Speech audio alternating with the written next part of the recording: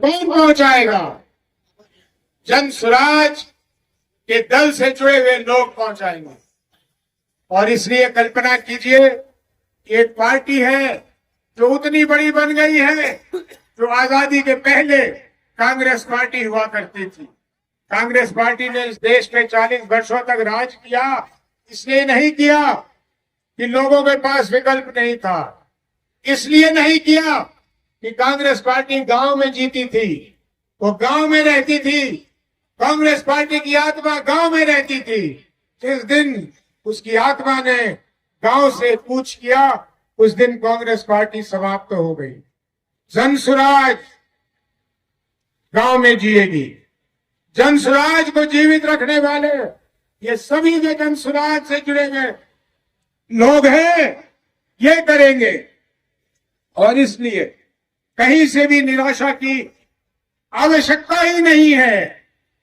होना तो दूर की बात, जिनको जनता के आवाज के अनुसार टिकट मिलेगा वो चुनाव लड़ेंगे, और जिनको टिकट नहीं मिलेगा वो जनता की सेवा करेंगे।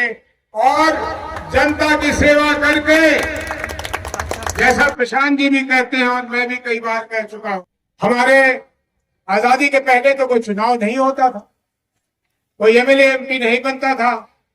तो क्या उस समय नेता नहीं थे? क्या नेहरू जी नेता बने थे चुनाव लड़कर? क्या गांधी जी ने चुनाव लड़ा था? लेकिन आज पता नहीं कितने हजारों यहाँ विधायक बन गए होंगे और इतिहास में उनका नाम दर्ज हो गया होगा। जब नाम लिया जाता है तो जुबान पे नाम तो जवाहरलाल नेहरू जी का ही आता है, महात्मा गांधी का ही आता है। वे लोग जो चुनाव नहीं लड़ने के लिए आए थे, वे लोग जो जनता की सेवा के लिए आए थे, वे लोग जो अपने देश की सेवा के लिए आए थे। इसलिए मैं सभी जन स्वराजियों को कहता हूं कि आपके साथ कतई भी अन्याय नहीं हो सकता।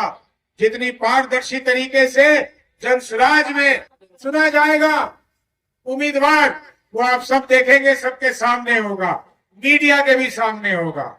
लेकिन जिसको मौका नहीं मिलेगा चुनाव लड़ने का, वो हमारे लिए ज्यादा जरूरी है। उसकी जरूरत हमें जन स्वराज में विधायक के उम्मीदवार से भी ज्यादा है।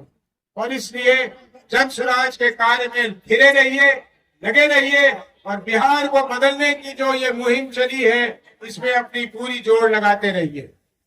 क्योंकि सुबोध मंडल जी ने इतनी मेहनत करके इसका आयोजन किया है, मैं चाहूंगा कि इस सभा समाप्ति की घोषणा सुबोध मंडल जी ही करे, और उनको जो अपनी 2 बात रखनी है वो जरूर शौक से रखें।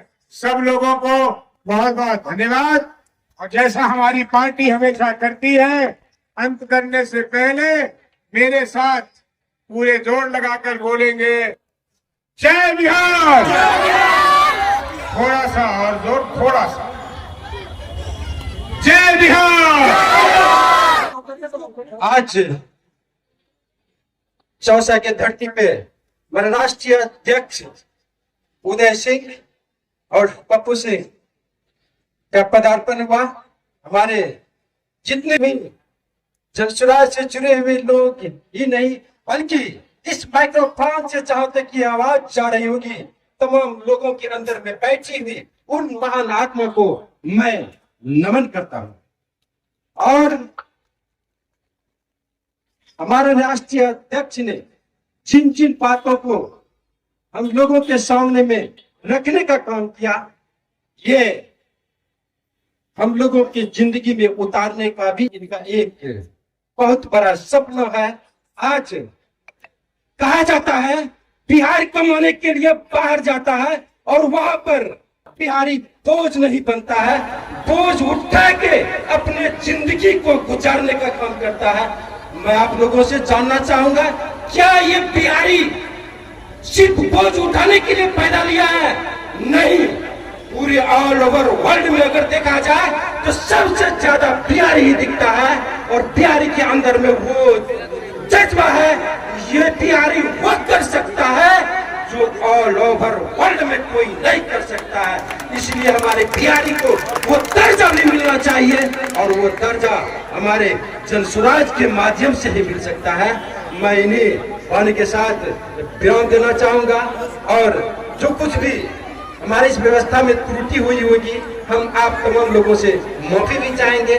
और एक घड़ी ये हमारे मंच पे मिला था, और जिन भी भाइयों का और बहनों का घड़ी होगा मंच पे आके हमसे संपर्क करके ये घड़ी ले लेंगे। बहुत बहुत धन्यवाद।